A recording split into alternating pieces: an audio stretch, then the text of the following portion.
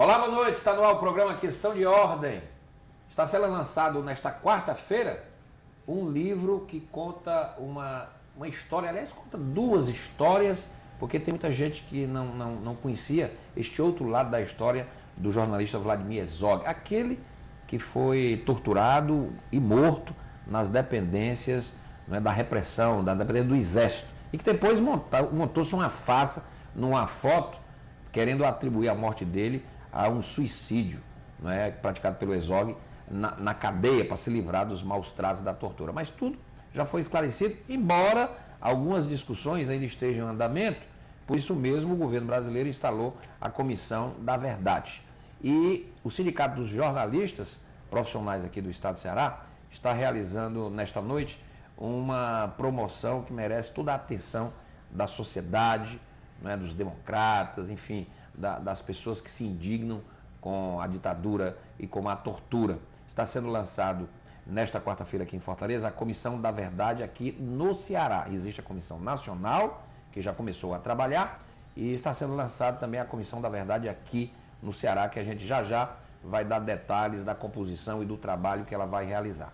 E também está sendo lançado, esse livro já vem sendo lançado em outras capitais, em outros estados brasileiros, e está sendo lançado também por ocasião deste evento de instalação da Comissão da Verdade aqui no Ceará, o livro As Duas Guerras de Vlado Herzog, o jornalista Vladimir Herzog, da perseguição nazista na Europa à morte sob tortura no Brasil.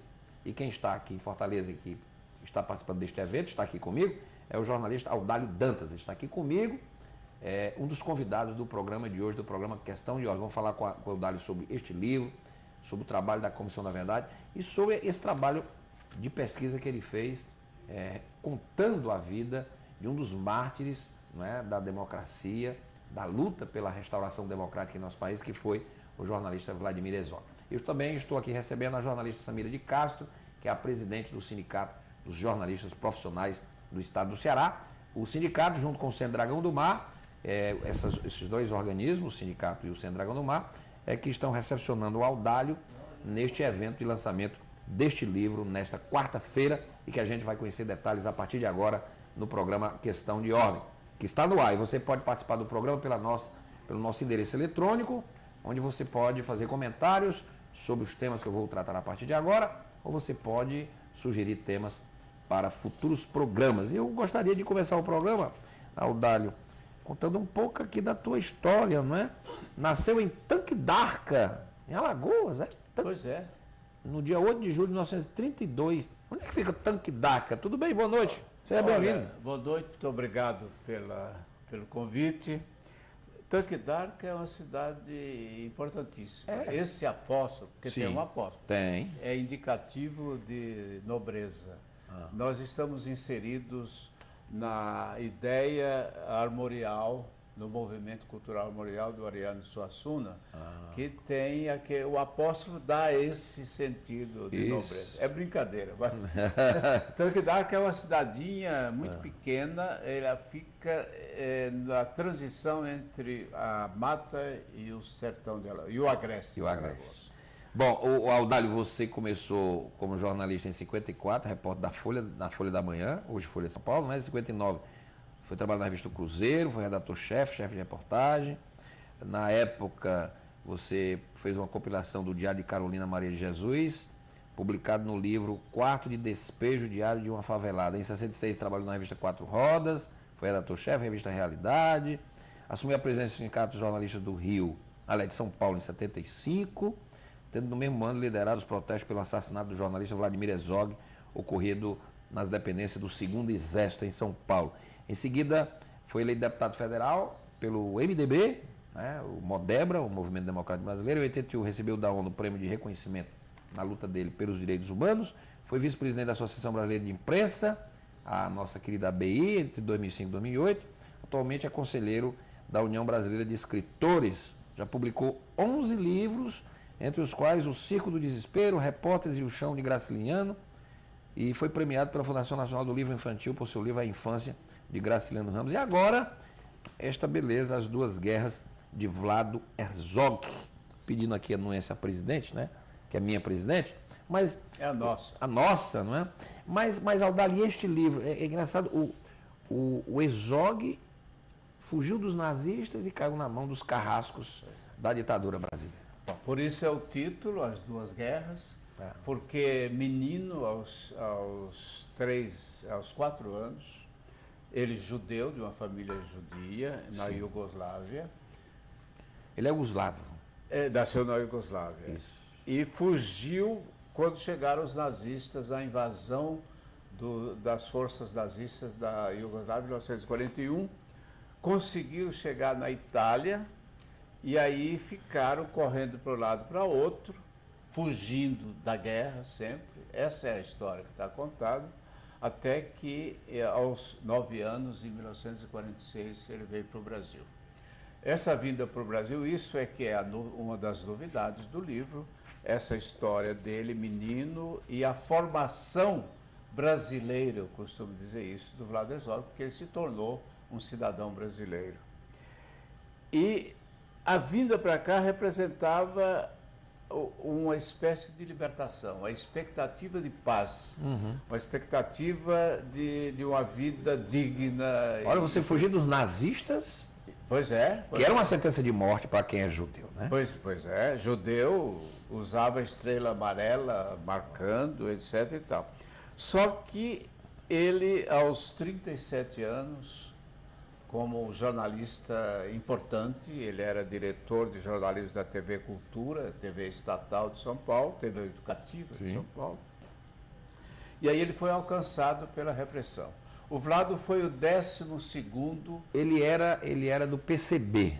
Ele se filiou ao PCB em 1974, um ano antes, porque Aí foi em 74 só, quer dizer, um ano antes dele ser preso, torturado e morto. Ele era um pensador.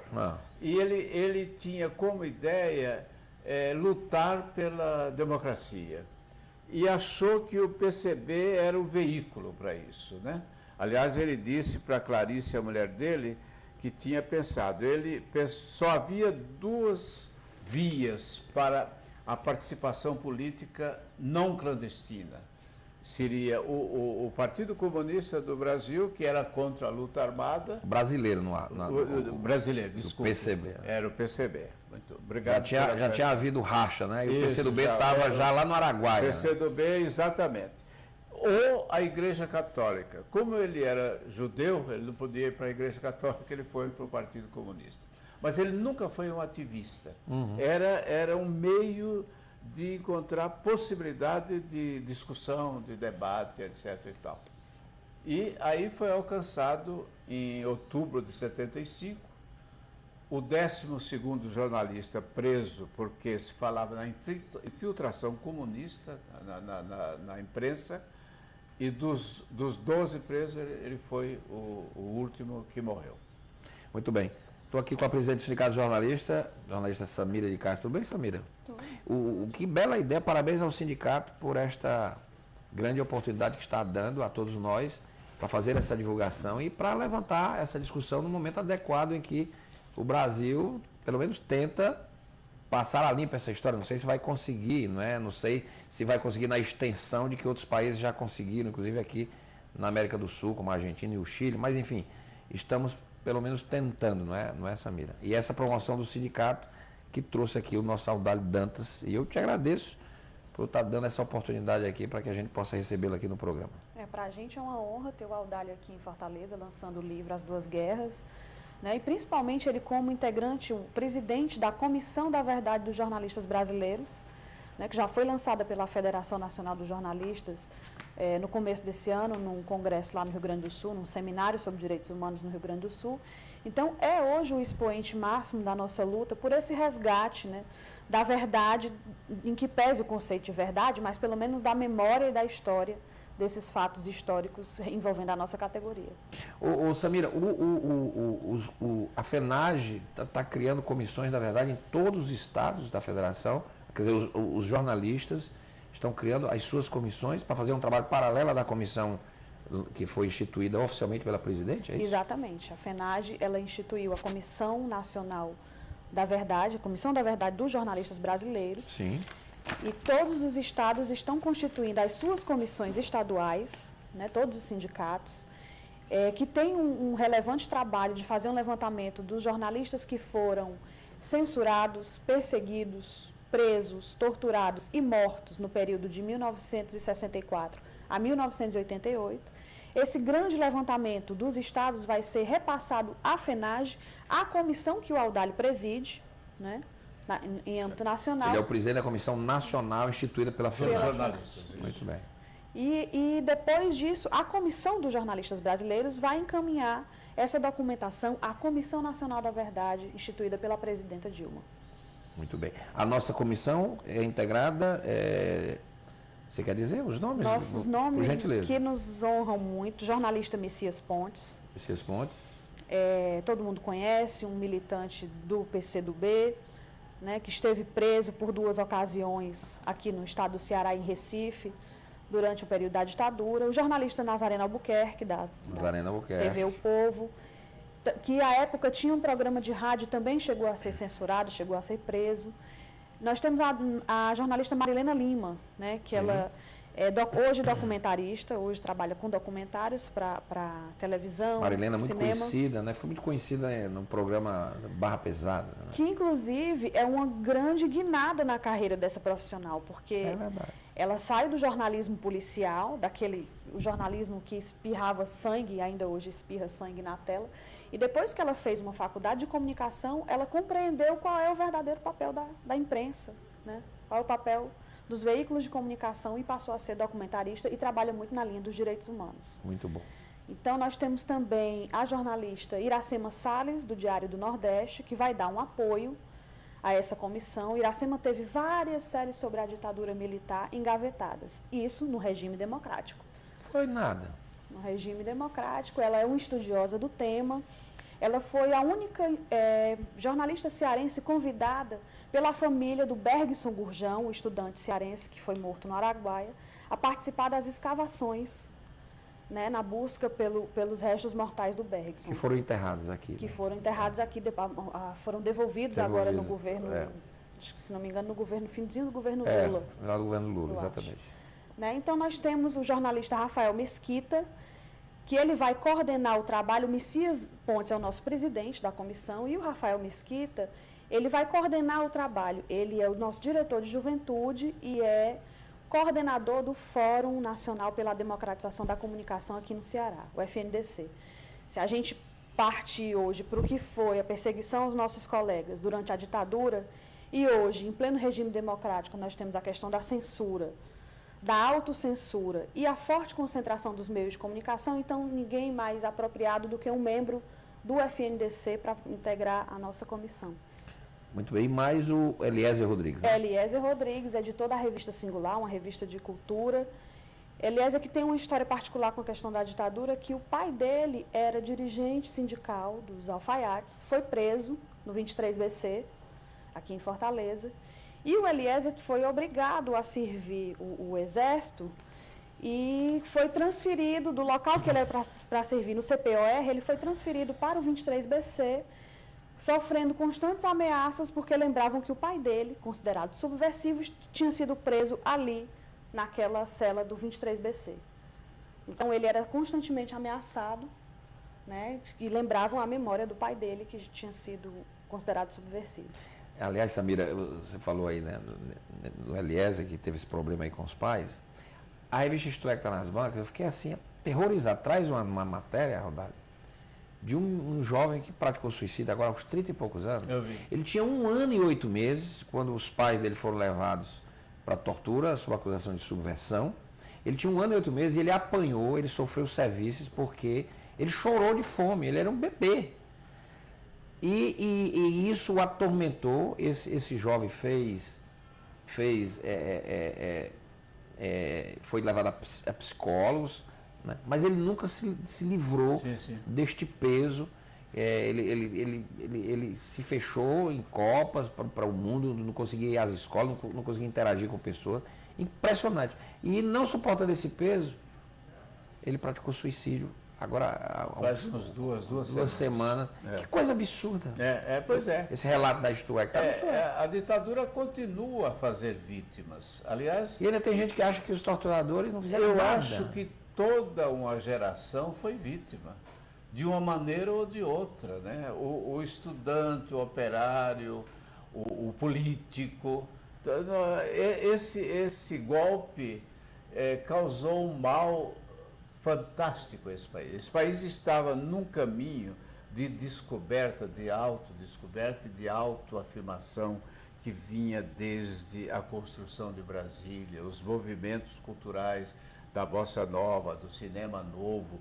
Esse país estava florescendo. Foi tudo tolhido, né? Quando eles chegaram, exatamente. Então, uma geração inteira foi sacrificada. Alguns, como esse rapaz, são vítimas, digamos, que o tempo não conseguiu curar os males que a ditadura. Terrível isso. Exato.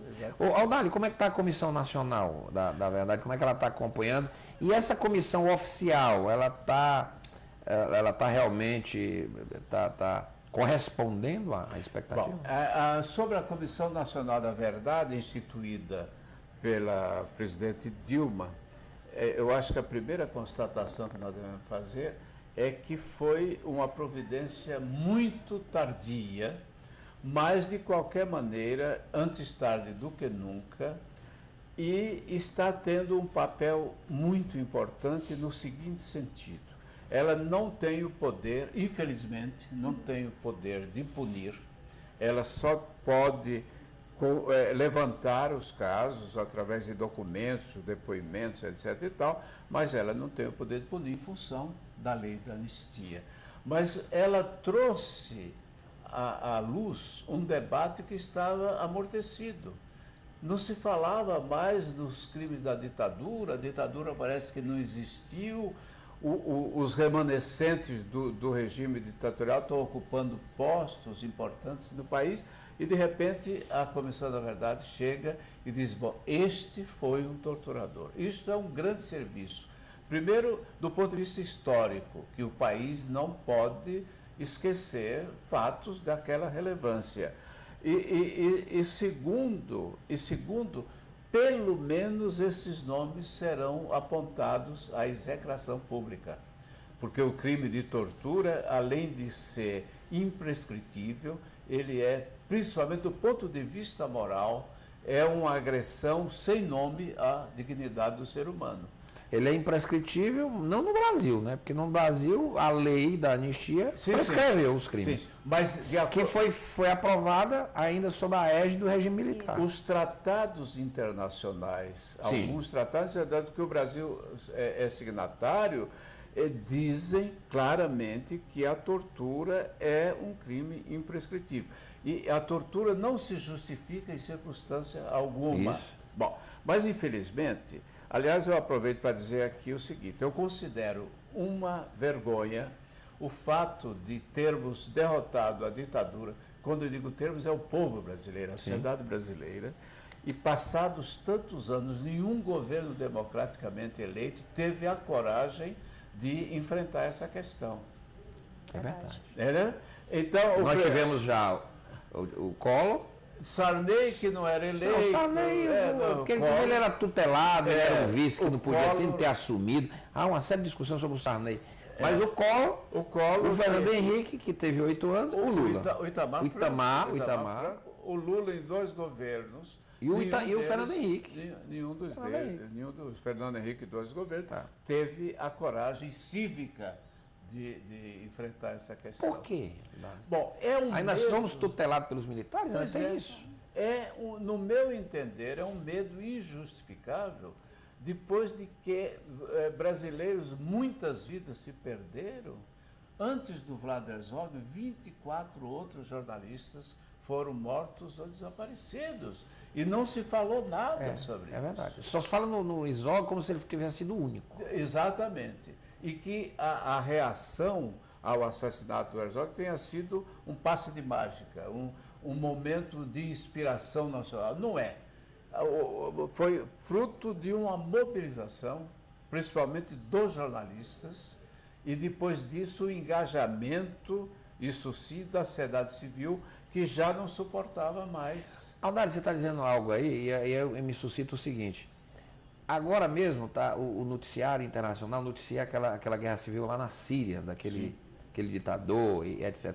E a grande imprensa brasileira dá muito espaço quando, por exemplo, entidades internacionais de jornalistas divulgam um número X de jornalistas foram mortos, estão sendo torturados, sendo presos, assassinados naquele confronto ali. A gente vê, inclusive, nos grandes noticiários. Mas esses mesmos noticiários, essas mesmas emissoras, elas não falam dos nossos jornalistas que pereceram. Eu acho isso um negócio. Você vê numa outra revista que não tem a grande repercussão. Eu fico assim a me perguntar, quer dizer, os jornalistas de lá merecem todo o destaque. Eu acho que merecem. Claro. E os nossos não. Sabe o que é isso, Renato? Isso se chama, primeiro, omissão. Segundo, se chama autocensura.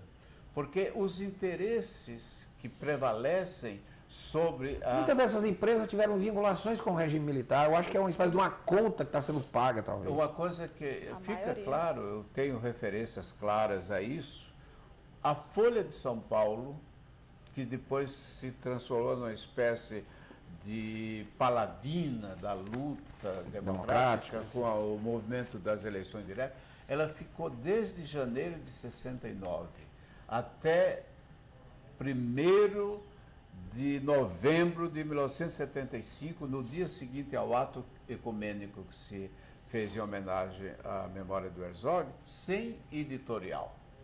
É um dos grandes... Sem editorial? Sem editorial. É um fenômeno, um dos grandes jornais de todo o mundo. É um jornal tão liberal, democrático. Ficou sem opinião. Ficou sem opinião, porque o editorial é opinião. É opinião. Aí, por que em 69, em janeiro? Em função do ato 5, que foi de dezembro, de 13 de dezembro de 68.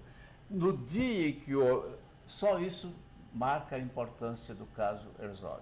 O ato ecumênico, que todo mundo achava que resultaria numa chacina, que era aqui a ameaça que se sofria, foi realizado com 8.000 pessoas, a despeito... Foi lá na Sé? Na Sé. Dom Paulo Evaristo Arne, né? Dom Paulo Evaristo Arne, o Rabino Sobel e o reverendo Jaime Wright. Foi convocado pelo Sindicato dos Jornalistas de São Paulo. E a nossa palavra de ordem era que não se devia sair daquele, porque nós sabíamos que podia haver um massacre naquele dia. A palavra de ordem era que não se devia ir além daquela homenagem, porque senão as coisas seriam outras. No dia seguinte, essa manifestação de civismo, essa manifestação de coragem da sociedade civil levou a Folha de São Paulo a voltar a publicar o editorial no dia seguinte, porque viu que o povo podia conquistar a democracia dentro de uma manifestação pacífica, simplesmente. Aliás, a democracia começou a ser conquistada pelo povo nas praças, independente dos veículos de comunicação. Muitos deles, inclusive, esconderam as manifestações das diretas já. Né? Claro. Muitos deixaram até de dizer, mas quando a coisa estourou, aí não, o povo fez com que a imprensa corresse atrás. Né? Há um certo... Pronto, você falou exatamente o que é. A grande imprensa foi atrás dos movimentos populares, que a partir dali foram para o renascimento do movimento operário. O Lula é resultado disso. E depois, de maneira notável, a maior manifestação de massa de toda a história do Brasil, que foi a campanha das eleições diretas. Aí a imprensa, grande imprensa, foi atrás. Bom, estou aqui com Audálio Dantas e com a jornalista americana. Vou fazer um intervalo. Vamos já falar um pouco mais sobre o livro As Duas Guerras de Vlado Herzog, que está sendo lançado nesta quarta-feira, juntamente com a Comissão Estadual da Verdade, numa promoção conjunta do Sindicato dos Jornalistas e também do Centro Cultural Dragão do Mar.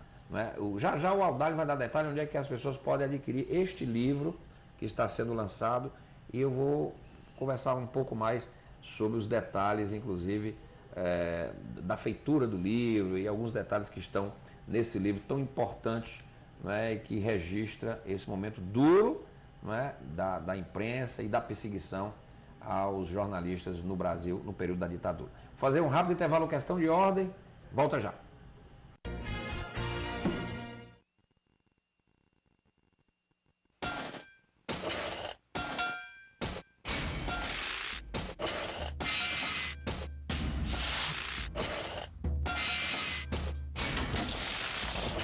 A indústria do tráfico de pessoas produz milhões de vítimas no mundo inteiro, inclusive no Brasil. A sua indiferença é o combustível para que essa situação continue existindo. Denuncie.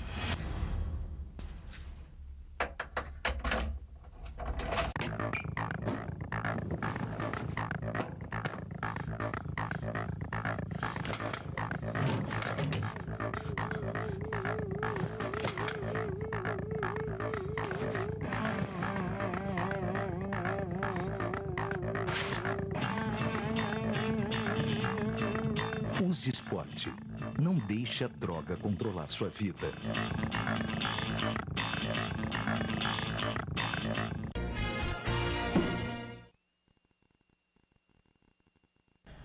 Estamos de volta com o programa Questão de Ordem. Hoje estamos falando de jornalismo, de resistência democrática. Estamos falando também da luta para esclarecer alguns pontos obscuros, que ainda continuam obscuros, não é, de episódios ocorridos durante o período da ditadura militar. Foi instalada uma comissão nacional em Brasília pela presidente Dilma. Os jornalistas estão instalando comissões em todos os estados. A comissão aqui do Ceará está sendo instalada nessa quarta-feira e também está sendo lançado o livro As Duas Guerras de Vlado Herzog, do jornalista Audálio Dantas, que está aqui comigo, aqui no programa, junto com a presidente do Sindicato de Jornalistas, Samira de Castro.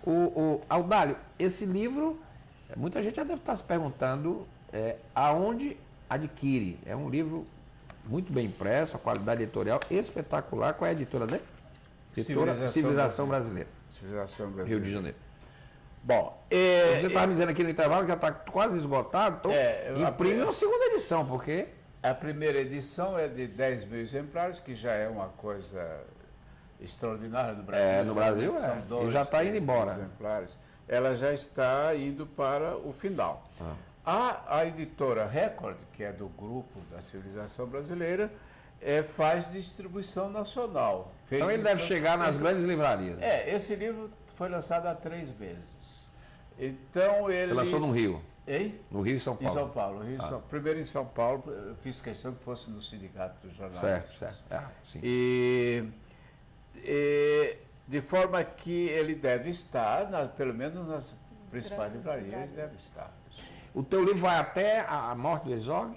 Ele começa contando a história da fuga dele lá do... Começa com a fuga, fugindo dos nazistas. Depois, ele é um pouco biográfico e é principalmente a reconstituição daqueles dias que levaram à morte do Herzog, porque... Você trabalhou com o Herzog, foi amigo do Herzog? Não, amigo não. Eu conheci, era colega, assim como somos nós, mas não era amigo dele, conheci bem, acompanhei o trabalho dele. O Herzog trabalhava onde? Ele era diretor de jornalismo da TV Cultura de São Paulo, TV Educativa, quando ele foi apanhado pela... Já se apurou, de fato, como ele morreu? Aquela cena patética, né, montada pela ditadura, ridícula, né? Ele enforcado, onde ele não consegue nem quer dizer, o enforcado, ele não alcança o chão. E ali foi um negócio... Ele está de joelhos... Está ajoelhado, né? Bom, desde o primeiro momento, nós, quando eu digo nós, o Sindicato de Jornalistas, os jornalistas, não aceitamos essa versão, né? E denunciamos como um crime. Sim. E, em consequência disso, houve todo o movimento. Não se pode dizer que se tenha esclarecido tudo. Nós todos sabemos que foi um assassinato. Agora, daí a importância da Comissão da Verdade. Como? Quem? Né? Aliás, são questões básicas do jornalismo. Quem, quando, onde, como. É o lead, né? Isso é o lead.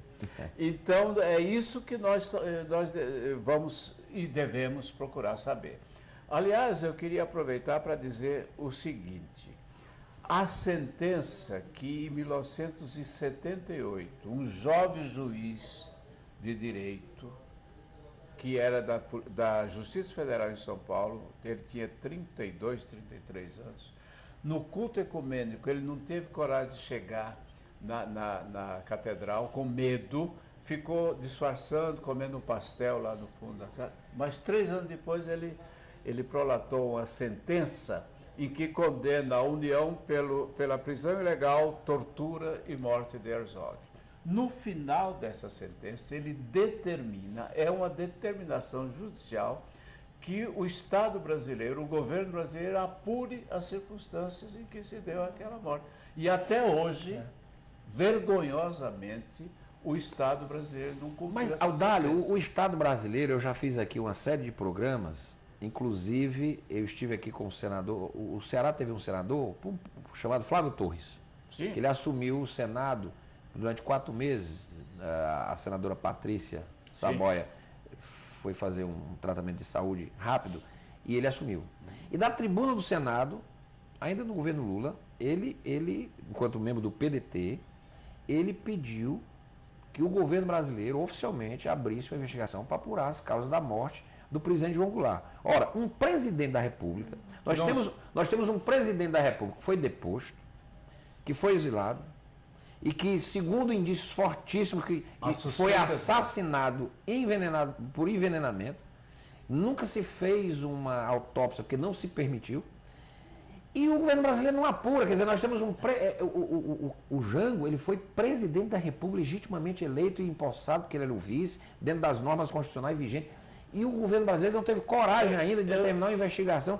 Você imagina um negócio desse? Eu diria que isso é uma demonstração de covardia. Covardia. Porque não se pode conceber... Tem um indivíduo preso no Brasil que declara peremptoriamente que os comprimidos do Jango foram trocados no Uruguai e ele se envenenou num negócio que veio da França, inclusive. O próprio Coni andou escrevendo sobre isso. E fez parte da Operação Condor, que todo mundo sabe que existiu hoje.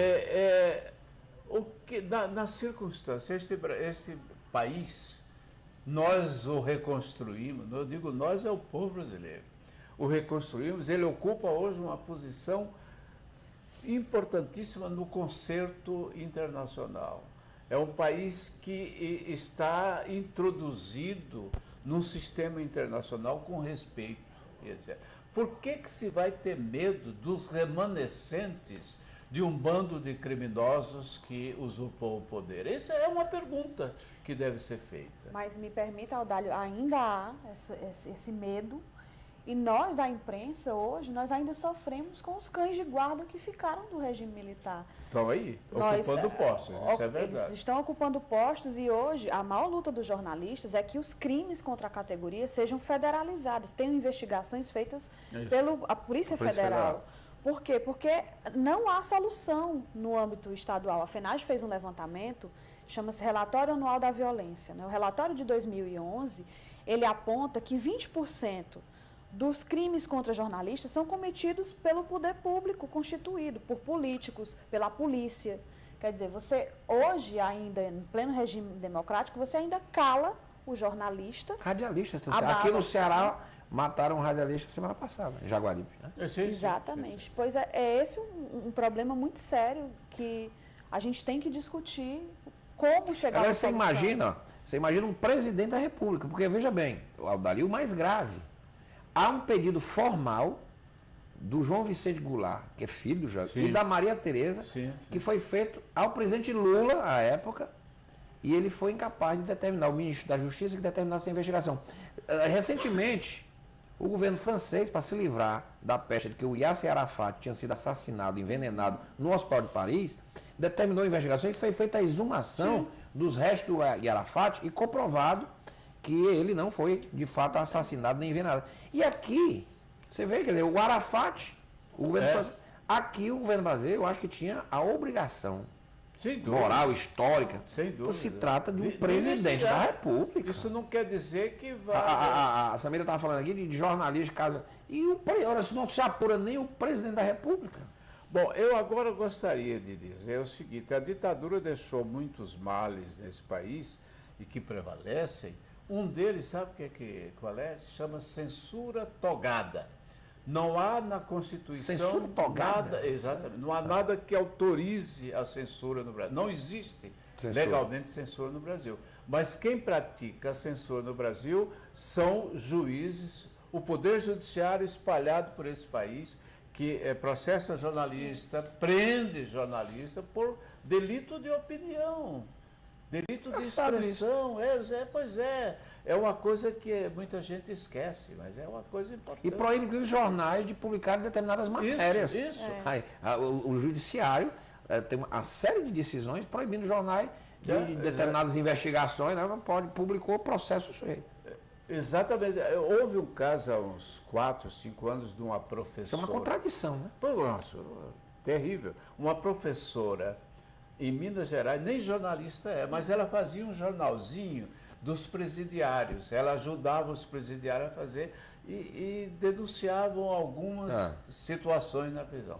Pois o juiz decretou, sentenciou que o jornal dela não podia circular mais e ela cumpriu, foi condenada. Não foi para a cadeia, mas foi condenada, acho que 6 meses de prisão. Nós temos um colega, acho que de Sergipe, que ele foi condenado por um juiz por um texto ficcional que ele fez, denunciando na ficção uma relação de uma autoridade, acho que um prefeito, né, com sem citar nome. Sem citar nome. Imagine era um texto ficcional. Ele foi condenado, ele está condenado à prisão por um texto ficcional. Absurdo isso. Tem caso no Piauí, tem caso no Brasil inteiro. Aliás, por falar nessas aberrações aqui, o Audálio, como é que anda a questão do diploma lá em Brasília? O Senado aprovou, a Câmara não vai votar quando? Ou não vai votar? Eu não sei como é que está essa tramitação exatamente. Mas eu acho que essa é uma das questões fundamentais para que se recupere aquilo que significava uma garantia de informação com base de pessoas que foram para a profissão porque foram para aquela profissão. Claro. E não nenhum aventureiro aqui, ali e aqui. Eu acho que é dever do Congresso Nacional. Aliás, a lei de imprensa da ditadura de 1967 foi revogada pelo Poder Judiciário por omissão do Congresso, do Poder Legislativo. Né? Então, o Poder Legislativo tem a obrigação de reconstituir essa exigência de formação específica. A Câmara e o Senado estão estabelecendo uma série de pautas, inclusive interessantes, forma política, vão acabar aí o 14º, 15º salário. Está na hora da Câmara, presidente, terminar a votação que começou no Senado, não é? Verdade. Há um projeto já na Câmara de restituição da exigência do diploma para o exercício do jornalismo. E esse projeto que veio do Senado, ele vai ser apensado ao que já existe na Câmara para tentar facilitar a tramitação. Agora, sem pressão não sai. Sem a pressão da sociedade, sem a pressão da Federação dos Jornalistas, dos sindicatos de jornalistas, não sai porque os veículos de comunicação eles têm um grande interesse em manter a nossa profissão sob esse forte ataque, né? Nessa desmobilização. Quer dizer, é um absurdo, a gente tinha um critério de acesso à profissão. Mas hoje tem uma correlação de força, presidente, me permita, dentro do Congresso, nós temos, por exemplo, a maior bancada do PT, nós temos o PMDB, que é uma... o PDT, que segundo me disse o deputado André, é plenamente a favor do... Quer dizer, há uma correlação de força, tem que votar isso agora. Quer dizer. Tem que ser votado isso, acho que o mais rápido possível, exatamente. Até por essa correlação de forças que você fala. O momento é favorável. Agora, aqui é uma grande dificuldade. Não tenho dúvida. Por exemplo, diploma é um grande ataque. A questão a não aprovação do nosso conselho profissional, né, o Conselho Federal de Jornalistas, que todas as profissões, quase todas têm, os advogados, os engenheiros, quer dizer, isso são ataques frontais das empresas, do patronato da comunicação no Brasil. Né? Então, essa é uma grande luta e que os sindicatos estão a postos, com certeza. Um problema sobre essas questões ligadas à comunicação social é que todas as vezes em que se propõe alguma medida, algum avanço na questão institucional, os veículos de comunicação, não os veículos em geral, mas os grandes grupos, etc., não deixam o debate progredir, não se permite nem o debate. Essa é a questão, por exemplo, do Conselho Federal de Jornalistas. Audálio, eu estou vendo aqui a contracapa do teu livro, aí tem um trecho de um discurso que o Juca Kfouri, né, o famoso jornalista Kfouri, esportivo, um jornalista muito decente, né, que tem uma luta que merece aplauso contra a bandalheira e a corrupção na CBF, né, esses cartolas, essa cartolagem. Agora está o Zé Maria Marinho lá. O homem das medalhas, né? Não, e que foi um dos acusadores do Vlad Herzog. Ele era deputado estadual. Mas ele sendo o presidente da CBF, quer dizer, da CBF não se espera muita coisa, né? Pois é. Uma entidade que já foi presidida pelo Ricardo Teixeira. Bom, aí aqui na tua contracapa, o Juca Kfouri diz uma coisa interessante, né? Ele disse que ele só sentia seguro porque havia um boato que ele seria o próximo, né? Próximo. E ele só sentia seguro em 2 lugares. Na Cúria Metropolitana de São Paulo, a casa de Dom Paulo Evaristo Arne, e no Sindicato de Jornalistas, na rua Rego Freitas, casa de Audálio Dantas. Legal. Bom, isso aqui foi no dia que você recebeu o título de cidadão paulistano, dia 9 de junho de 2008, na Câmara Municipal de São Paulo. Né? Perfeito. Esse discurso do Juca me emocionou bastante, mas, ao mesmo tempo, me fez ter a consciência de que o papel do Sindicato dos Jornalistas foi muito importante. Porque naquele momento, não só os jornalistas, era a sociedade civil, virou uma trincheira. Houve um momento em que não havia espaço físico no Sindicato dos Jornalistas de pessoas ou que tinham parentes presos, parente torturado, virou uma espécie de muro de lamentações e, ao mesmo tempo, de mobilização política. Eu acho que é esse sentido que o Juca está falando. E eu lamento porque nós estamos vivenciando esse momento democrático, embora temos muitas questões ainda a conquistar, e existem, Samira, algumas visões equivocadas de desconstrução das entidades, inclusive dos sindicatos dos jornalistas, que eu acho um absurdo. E partindo de colegas, inclusive, jornalistas. Como se o sindicato dos jornalistas não tivesse mais razão de ser, que reconquistamos. E não é bem assim, pelo contrário, a sociedade civil, num país democrático, ela precisa estar constantemente em vigilância. Isso. E as categorias profissionais, está aí a OAB, né, o Conselho dos Médicos, enfim, e o Sindicato dos Jornalistas, quiçá nós tivéssemos o nosso Conselho Federal também. Aproveitando, eu devo dizer o seguinte, sem a ação do Sindicato dos Jornalistas de São Paulo, não teria havido a mobilização que denunciou o assassinato do Vlad Herzog. E as coisas poderiam ter avançado, muito mais gente podia ter morrido. A importância de uma entidade da sociedade. O Herzog deixou quantos filhos? Dois filhos. São jornalistas, não? Não, curiosamente nenhum deles. O Ivo Herzog, que é o mais velho, ele tinha 9 anos na ocasião, e é engenheiro, e hoje é o presidente do Instituto Vladimir Herzog. O Ivo, do qual eu sou conselheiro. Você é conselheiro. E o outro? O outro vive nos Estados Unidos. Também não é jornalista.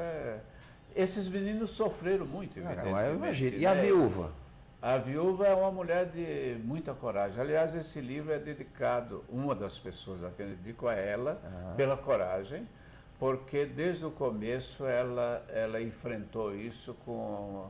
Ela não recuou em nenhum momento, ela esteve sempre firme, inclusive no momento em que o sindicato dos jornalistas pretendeu entrar com ação contra o Estado, não podia porque não era parte, né? Só ela, a família, ela não teve nenhum momento de dúvida e foi... Clarice Herzog. Clarice Herzog.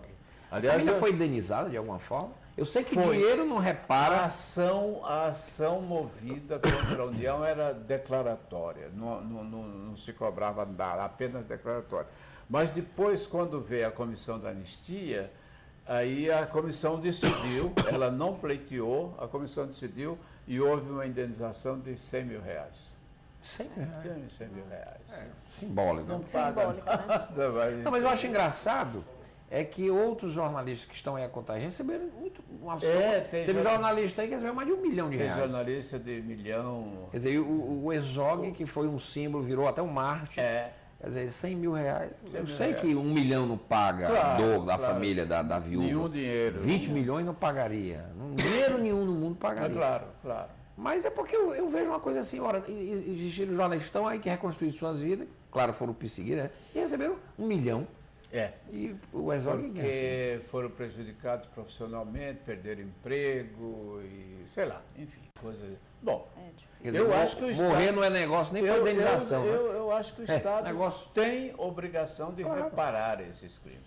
Eu pessoalmente não requeri, mas acho que quem requer tem todo o direito. Como é que você vê as críticas de pessoas que dizem que se criou aí as viúvas da ditadura, recebendo bolsas, chamam bolsa ditadura, isso? Eu acho que isso aí é uma reação moralista, apenas moralista, não tem nenhum valor político isso aqui. Se a pessoa sofreu perseguição e o Estado deve uma reparação, por que não? Claro. Por que não? É assim, presidente? Verdade, concordo. O Audálio, eu queria te agradecer. Você foi militante do MDB, mas é do PMDB ainda, não? Não sou, porque eu acho que não é mais. Esse PMDB não é mais. Não é mais. Mas você largou a militância partidária. Eu fui do chamado grupo dos autênticos, né? Ao qual pertencia um deputado... Iranildo Pereira. Iranildo Pereira, Francisco Pinto, Fernando Lira. Fernando Lira, que morreu recentemente. A Cristina Tavares, que era jornalista. O Alberto Goldman. Eu assisti recentemente um documentário do Silvio Tendler, Tancredo a Travessia, que foca muito na luta dos autênticos, que empurraram, inclusive o grande Ulisses Guimarães, para posições sem dúvida, mais progressistas. Era o grilo falante naquele momento era o MDB. E o Ulisses teve muita dignidade, né? Esse homem é maravilhoso.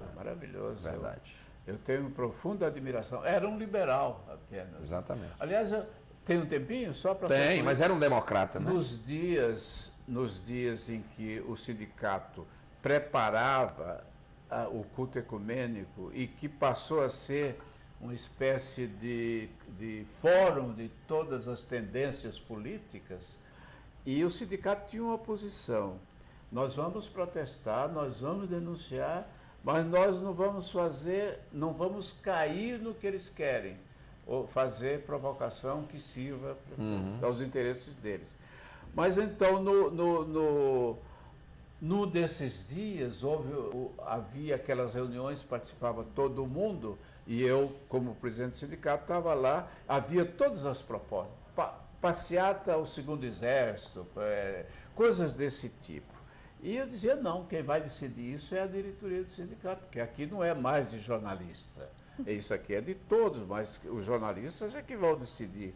E aí eu saí no corredor, que eu não podia sair do auditório, que se chama Vladimir Herzog hoje, e no corredor, indo para a sala da diretoria, não podia nem passar, porque era muita gente.